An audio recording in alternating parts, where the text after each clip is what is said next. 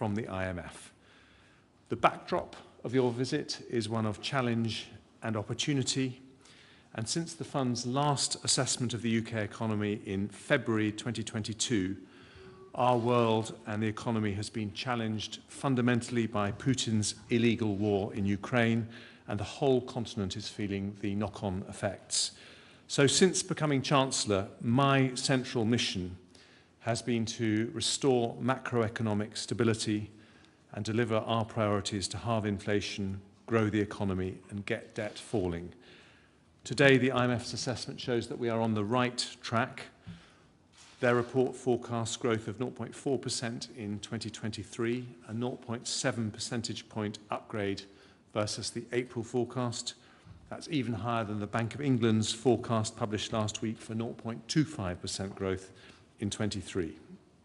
The IMF also say we've acted decisively to fight inflation, which will substantially reduce to around 5% by the end of the year. And the IMF say that our approach to fiscal policy will help to significantly reduce the deficit over the forecast by 3% of GDP between 22-23 and 27-28. So together these forecasts demonstrate that we're on the right path, but the job is not done yet.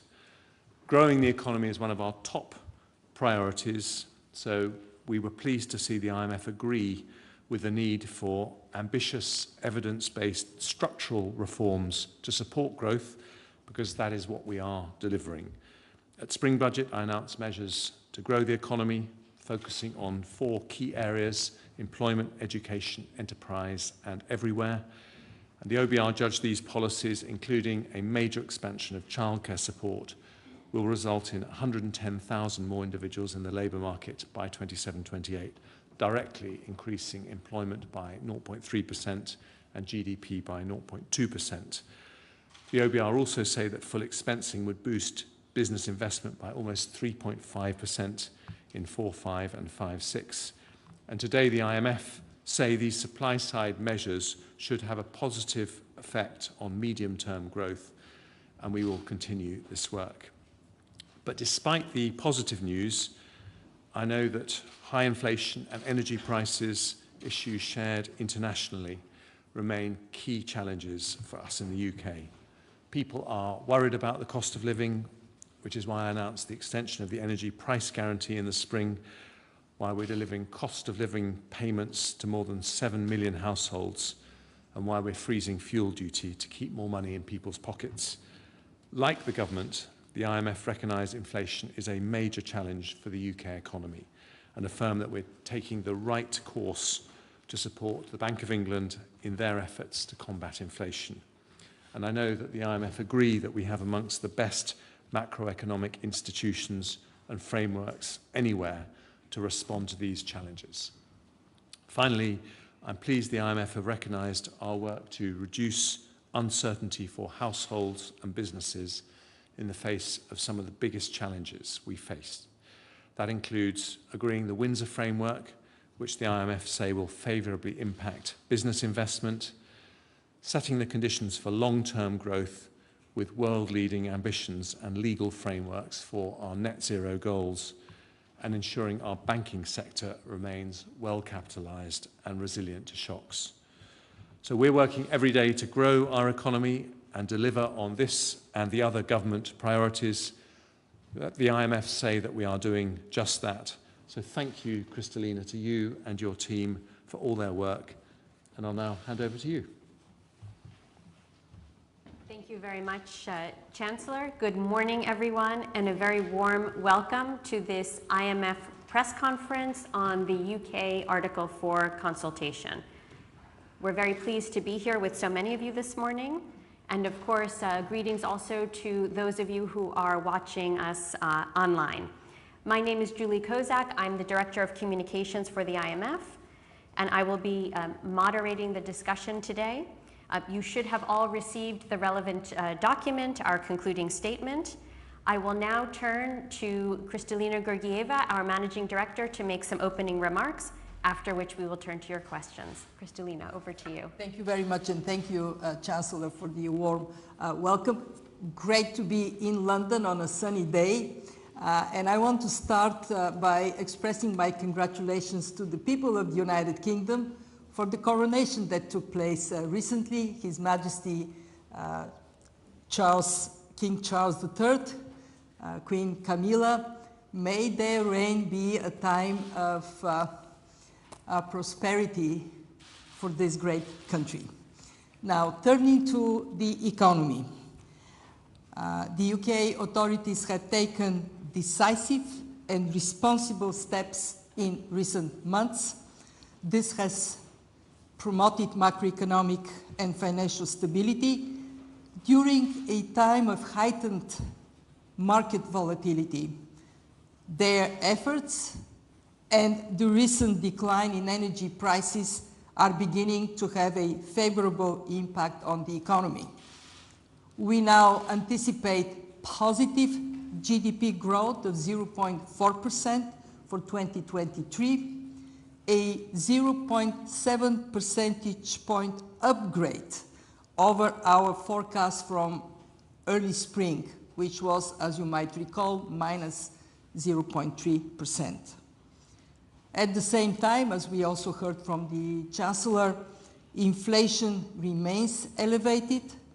This reflects the impact of adverse terms of trade shock from Russia's war in Ukraine and historically tight labor markets. They are still recovering from the pandemic. We expect the impact of these factors to ease, and together with tight monetary and fiscal policies, bring inflation down to the Bank of England's 2% target by mid-2025. There are significant risks to this outlook. Why? The global economy remains highly uncertain. A sudden tightening in global financial conditions could restrain credit and export demand and depress GDP. High inflation could feed into price and wage setting expectations, which would keep inflation elevated for longer, and therefore it would necessitate tighter policies to bring it back to target. So what we have in this challenging context is a very responsible action from Bank of England, tightening of monetary policy, and the spring and autumn budgets that are aligning fiscal policy with the objective of monetary policy to fight inflation and to stabilize debt over time.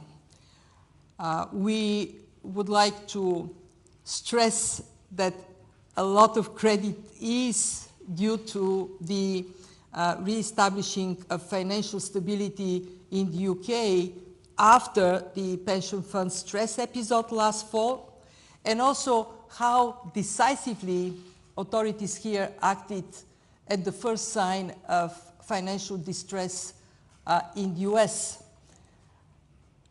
We very much welcome the Windsor Agreement. It resolves disputes around the Northern Ireland Protocol with positive impact on the business environment. So let me finish with the 4 priorities we recommend in our concluding statement. First, monetary policy. Remain tight in order to keep inflation expectations well anchored. Bring inflation to target. We might see some additional tightening of conditions. We may see rates staying for a longer time higher. But this is a necessity to bring ease to households in the United Kingdom. Cost of living is impacting especially the more vulnerable among them severely. We need to see real incomes recovering and people having the opportunity to see tangible improvements in their lives. Second, Fiscal policy needs to stay aligned with monetary policy to fight inflation and to rebuild fiscal buffers. What we recognize is that in the medium term, the fiscal strategy will have to account for spending pressures to ensure adequate service delivery, especially in healthcare, and also to bring more investments in skills, in innovation, in infrastructure, in the green transition. Third, financial sector policies. The authorities have done a good job to keep financial stability in focus. That needs to continue. Strong oversight of both large and small banks, monitoring of liquidity buffers, and at the same time, don't lose sight of the non-banking financial sector where vulnerabilities might get exposed in tight financial conditions. Important that the financial regulatory reform protects UK financial stability. We at the fund take it to be a global public good. It's very important for people of the UK, but it is important for the world as a whole. I want to finish with what is so positive in the policies of the government. Emphasis on structural reforms to sustainably boost the UK's growth potential. We strongly endorse the measures already taken, the increase of childcare support, the introduction of capital investment allowance in the spring budget, and we see that the Chancellor's 4E vision, enterprise, education, employment everywhere. We see that as being a concept that practically would make a difference for the competitiveness and the growth potential of the UK. Targeting key growth areas, advanced manufacturing, life sciences, clean energy, that is all on the right track. So what do we propose in the concluding statement? More of those evidence-based reforms. The policy and regulatory regime for businesses can be made more stable to boost investment with wider, and we think best to make it permanent capital investment incentives, smaller firms' access to finance and R&D support can be strengthened, and investing in skill, education and healthcare can enhance labor market productivity, critical for growth. So, to sum it up, where are we? Like the weather outside, the outlook for the UK economy has improved, but in a context of a highly uncertain global environment, structural challenges and still very high inflation. The UK authorities have demonstrated their ability to overcome hurdles in difficult times, and we look forward to continuing our constructive collaboration for strong and inclusive growth in the United Kingdom. Thank you very much, and now I see questions popping up. Yes. So thank you very much, Kristalina. We'll now turn to your questions. I would ask that you please identify yourself and your outlet, and please limit yourself to one question. We'd like to take as many questions as possible. Let's start here. Mehreen. Hello, Managing Director. Mehreen Khan from The Times. The IMF has been consistently accused of being a bit too gloomy about the UK's growth prospects, particularly after Brexit. And today we've seen this is a second upgrade in 2 months, a 1.3 percentage point swing from what you're forecast in January. Does that actually vindicate the fact that you have underestimated the UK's resilience? And have you asked yourself the question as to why you seem to keep getting it so wrong? Let me give you the factuals as to why we are upgrading the projections for growth for the UK. And there are 3 factors behind. One, when we did our previous projection, it was in the midst of financial stress in the US, as well as the event in Switzerland. And at that time, we have not yet seen what we now see, the positive of the decisive action of Bank of England. As you know, there was a risk with the subsidiary of the US bank here in the UK that was resolved instantaneously, decisively, and overall the demonstrable strength in dealing with these stresses in the UK is a source of confidence. Two, we are now seeing in the surveys the benefits of more predictable relations with the EU coming from the Windsor Agreement, and that is boosting confidence as well. Three, energy prices have receded, and they are giving us some different perspectives. So when we look at the increase in the projections, they're basically confidence measures taken by the authorities. Congratulations for those, as well as some improvement in global conditions. Thank you. Right here in the middle. Thanks. Phil Aldrich at Bloomberg. Given the limited fiscal space which you describe, would you say that tax cuts should be a priority policy, or what other policies would you recommend? What we see is that the government is prioritizing, and rightly so, the fight against inflation.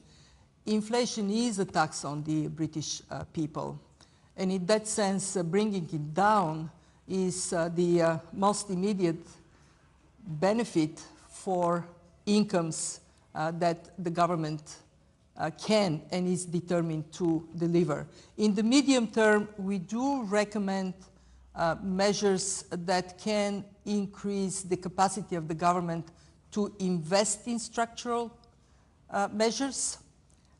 More specifically, we recommend closing down some of the tax loopholes, making the valuation of real estate more accurate, more aligned with where we are today, and also looking into the potential for more aggressive action on carbon tax that would incentivize more investments in the green transition and actually likely add to the competitiveness of the British economy. Let's go over here. Joel? Joel Hills from ITV News. When do you think living standards will begin to rise again in the UK? Well, we do see the UK economy growing moderately in the next years. And of course, this is a very important condition for living standards to improve in the UK. We are very encouraged by the focus of the government on structural reforms to boost growth. And we think that the implementation of these steps that can bring a growth to a higher level in the UK can help to improve living standards in the country. So we are talking about the medium term. Over the next years, 2025, 26, 27, we are seeing these improvements paying back to the British people. Of course, we also are very hopeful to see more of those who are currently outside of the labor market getting an opportunity to contribute to the economy. And this attention to skills as well as to opportunities in other parts of the country that may be suppressed today is so important to bring, as the Chancellor would say, chance for prosperity everywhere. Right here at the end. Hello, hi. Ed Conway from Sky News. Managing Director, I wonder if you remember back in Washington saying to the Chancellor on the economic forecasts, I hope you prove us wrong. Well, it looks like maybe he did prove you wrong. I just wonder how important is it, how big of a deal is it if the IMF does keep getting things wrong? Does that damage your reputation, do you think? And what do you say to people here who are saying, Why should we pay any attention to the IMF this time around? Well, thank you for your question. So let me say two things. One, that when you take a good look at the projections done by Bank of England, consensus projections, and the IMF, we are actually slightly less pessimistic than others have been. Two, we have gone through a very turbulent time over the last years. We have experienced shock upon shock upon shock, and that has created exceptional uncertainty. I actually think that our staff, my colleagues, deserve credit for being agile in how we look at changing conditions and being fast to adjust projections so we can give as clear a picture as we can at the time that you would agree is the foggiest we have seen in many decades. Let's say David, please, in the middle. Thank you. David Milliken from Reuters. You talked about the sort of highly uncertain sort of global environment. Could you say sort of what the consequences would be if the United States doesn't reach an agreement on sort of the debt ceiling? Would that mean sort of a recession for the United States? Would that bring a global recession? We have seen historically that the discussions on debt ceiling in the United States have always been quite tense, but always resulted in a solution being found. Why? Because it is clear that lack of solution would have a detrimental impact on the US economy and on the global economy. So I look forward to a solution being found this time around. It is, you're correct to place your question the way you did. That would have implications not just for the US, it would have implications for the world economy. Non-desirable implications, so let's see how much this would be driven to the 11th hour. Hopefully, we won't have to wait that long. Thank you. Faisal at the end. Hi, Faisal Islam, BBC News. Can you expand upon how your fears about how sticky inflation is proving in the UK and around the world, and will that require interest rates to go ever higher?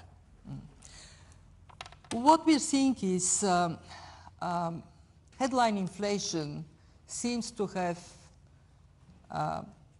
reached the peak and is now receding. And it is the result of strong and coordinated actions of central banks. But headline inflation, the core inflation is stickier.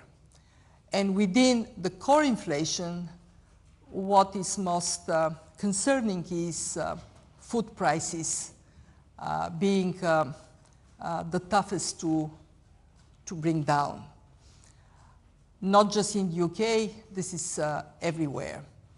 In this environment of core inflation, even with energy prices trimming down, staying as high as it is, it does mean that interest rates will have to remain higher for longer.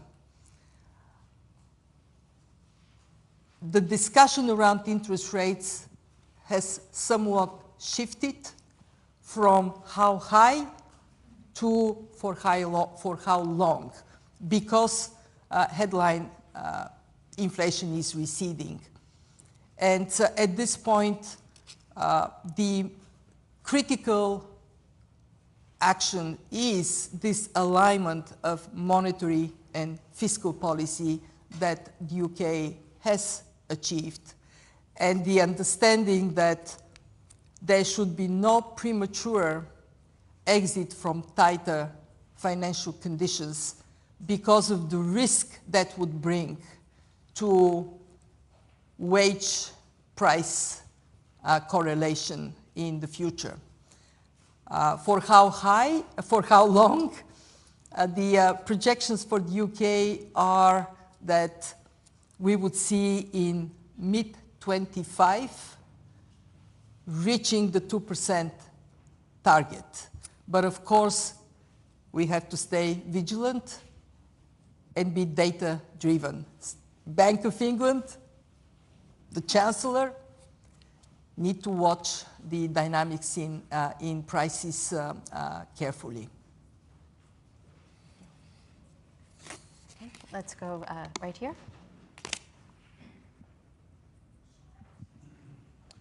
Hello, John Paul Ford-Rojas from the Daily Mail.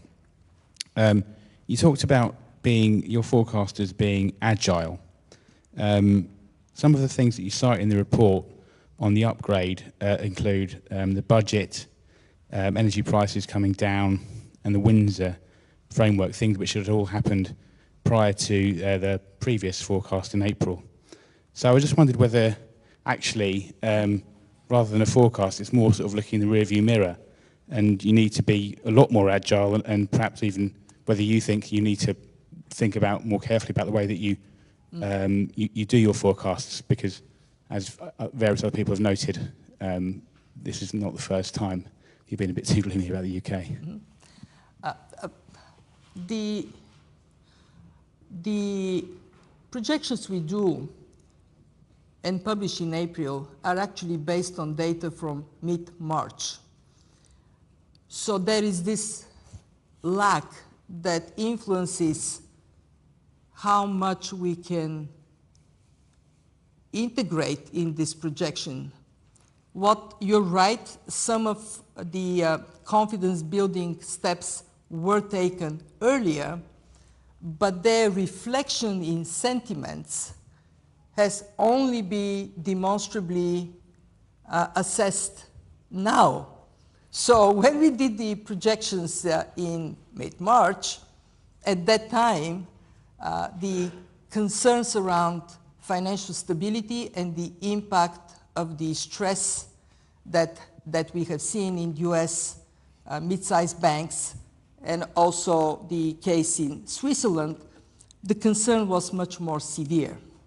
The agreements around relations with the EU, not very clear at that time how they would impact business sentiment. Now this is clear. Now this is clear, and therefore, when we disintegrate the 0.7, we can point exactly to what were the percentage points where we were more conservative at that time, and we are not now. But this is the technicality of the answer. What we are debating at the IMF today is, at the time of more frequent and severe shocks and exceptional uncertainty, how do we communicate our forecasts? Should we be using our traditional baseline projection or offering a range of projections? And this is a debate not just at the IMF, this is a discussion in the economics community. We are in a world that has changed, more shock-prone world, and one in which the impact of shocks translate into a highly unpredictable set of responses across countries.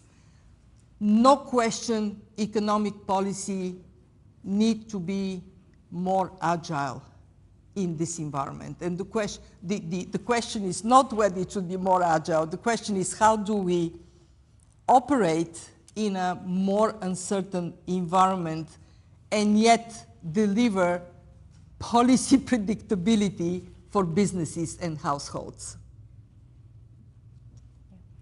Delphine. It's Delphine from the Financial Times. What's your recommendation on fiscal policy in the run-up to the next election?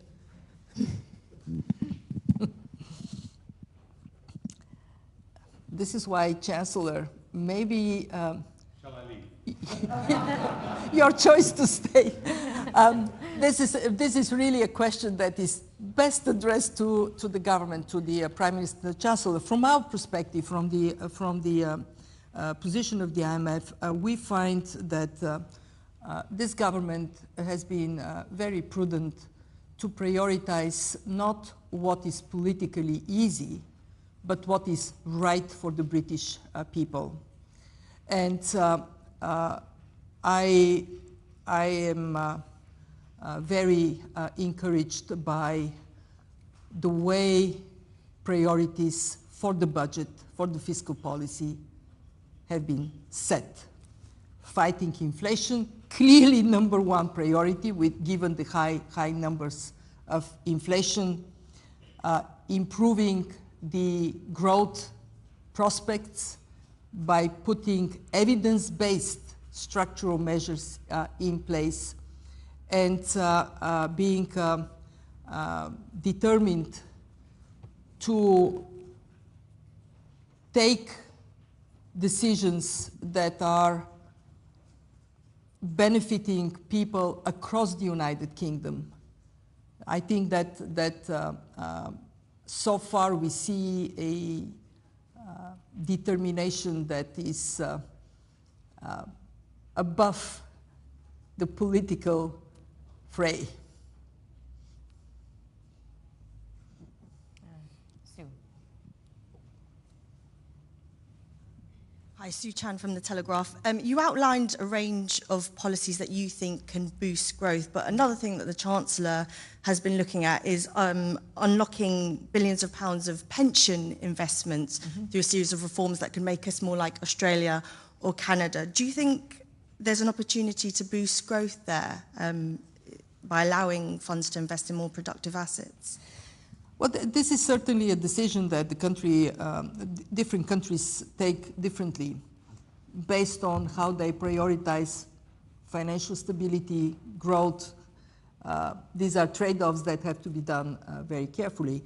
But the answer is yes, we do see potential for increasing investments in the growth potential, in growth in the United Kingdom. And we leave it to the authorities here to come up with the exact pathway for that. Okay, gentleman in the middle here. Hi there, Jack Bonnet from City AM. Just touching back on fiscal policy and potential tax cuts in the run-up into the election. I just wonder whether or not you had an assessment of what that would mean from the Bank of England's point of view. You've obviously talked to the fact that fiscal policy and monetary policy still need to be aligned to tackle inflation. If there's tax cuts potentially in the run-up to the next election, does that complicate the Bank of England's position?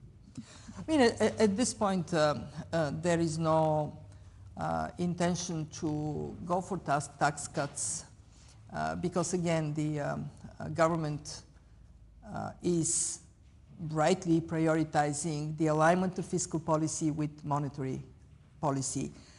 We think that that alignment will have to stay for quite some time because the government is aiming to get inflation down by half by the end of the year. That is not a trivial goal, but in our view it is achievable, and the direction to travel is the right direction. One thing in our concluding statement you might have noticed is that we now expect the 2% target to be met 6 months later, and therefore that priority of bringing inflation down has to be ingrained in policy for as long as it takes. And it is going to take a little longer than initially anticipated. Okay, thank you. We have time for 2 more questions. So we'll take the gentleman here and then the gentleman here. Hello. Matthew Davis here from The National. Given your upgrade to 0.4% growth, how does this now compare with our friends in the G7 and perhaps the G20? It compares favorably. We are seeing an improvement in the position of the UK in terms of growth prospects. We are likely to see the UK performing better than Germany, for example. One mistake that we often make, and I'm saying that not for the press, for all of us, is that we focus on 1 year. And 1 year is not the very best way to judge performance of a country. If you look at the last 3 years, then actually the UK's performance is quite good vis-a-vis the rest of the G7. I believe UK would be number 3 in the G7 context. So I think we have to recognize that the last month since the spring, there has been a very significant turnaround in policy, and that is bringing benefits to the UK and the people of the UK. And then last question over here. Hi, my name's Philip Inman from The Guardian. I was going to, as the last questioner, I was just going to steal 2 questions. One was to press you a little harder on tax cuts. Could you say, because there is a lobby for tax cuts, could you say to them whether you do believe that tax cuts are a route to growth? Could you be a bit more categorical in your response to that? I know you say there are no plans for tax cuts, but there is a lobby for it. And also, do you think in 5 years you'll be coming back and talking about GDP? There's a lot of backlash against GDP as a measure of the health of the economy. Do you think you'll still be talking about GDP in 5 years? Well, I think I'm going to tolerate 2 questions because they're both important and interesting questions, if you allow me. To your first question, the focus on fighting inflation, and I repeat that, it is so important because inflation is a tax and it is the heaviest on the poor. So getting inflation under control is the right objective at the time when we are seeing record high levels for over decades. When we say we are beyond that time when the fight against inflation is a priority, then we look into how the UK can grow faster and in a more sustainable manner. And that would put pressure on increasing spending in some key areas. Well, that has to be funded. And to be funded, that would require a very careful look at revenues. We have come up with a list of measures that would increase revenues, and we recommend to the Chancellor to go through that list and see whether there could be a better revenue side in light of this pressure to increase spending. So clearly that, I mean, let me say that, of course, it is attractive to look into ways in which the tax burden is lighter, to inject more investment opportunity, but only when it is affordable. And at this point of time, neither it is affordable nor it is desirable, because if you want to reduce, to constrain demand and increase supply, you have to think what are the right policy measures for it. To your second question, we all know that GDP is a good indicator, but not perfect by a long mile. Just to give you one example, if you are, say if I hire a gardener and I pay the gardener, that increases GDP. If I decide to marry the gardener, that would decrease GDP. If you look at the impact of pollution, actually investing in activities that degrade our environment expands GDP. So we have to work hard on helping policymakers to have a better set of indicators to make decisions on. At the fund, we have a very significant program on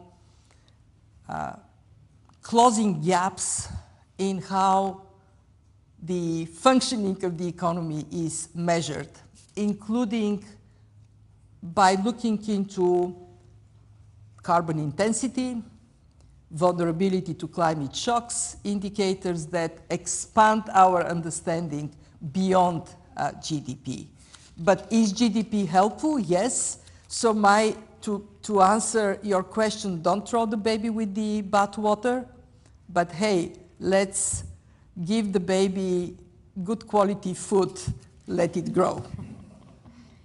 Well, with that, thank you very much, Managing Director, and thank you to all of you and those online who've joined us today. If there's any additional requests, you can reach out to the IMF's Media Relations team. And now I would invite the Chancellor to make some final remarks. Thank you. I just want to finish by thanking Kristalina and her Article 4 team, Ali, Alfred, everyone who's worked very hard to make today's report possible. What we've heard is a decisive vote of confidence in UK economic management, but we also hear the warnings about global instability and risk, and I want to reassure you that we will stick to our plan to keep inflation down and halve it and get growth going, and there will be a relentless focus on that by me and the Prime Minister going forward. But thank you very much indeed.